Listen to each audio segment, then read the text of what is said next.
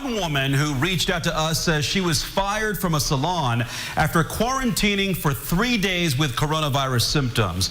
The business says that's not why she was fired. But tonight, RTV6's Cornelius Hawker is taking a look at what you can do if you think you're in a similar situation.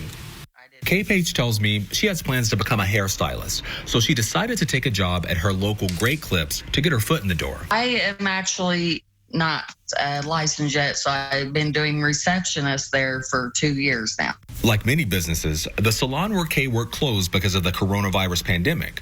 When they reopened, the new protocols put in place didn't sit well with some customers. We had been threatened on multiple occasions over requiring face masks. And then what Kay had been trying to avoid happened. About the end of the 3rd week, I got sick with coronavirus symptoms. So I talked to my manager and asked her, what should I do?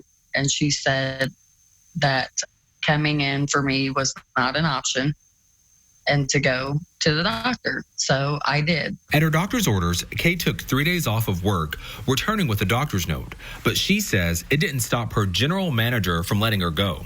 Being fired with a doctor's note in the middle of a global pandemic, it's just a lot. I reached out to the Department of Labor and the Department of Workforce Development to try and get some answers for Kay about the situation and anyone else who says they've been fired for similar reasons.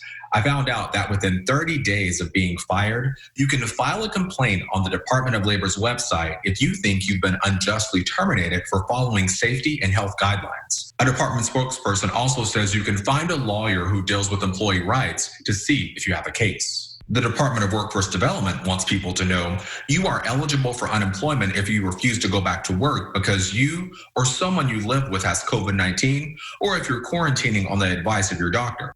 And as always, it's important to get a doctor's note so you have documentation.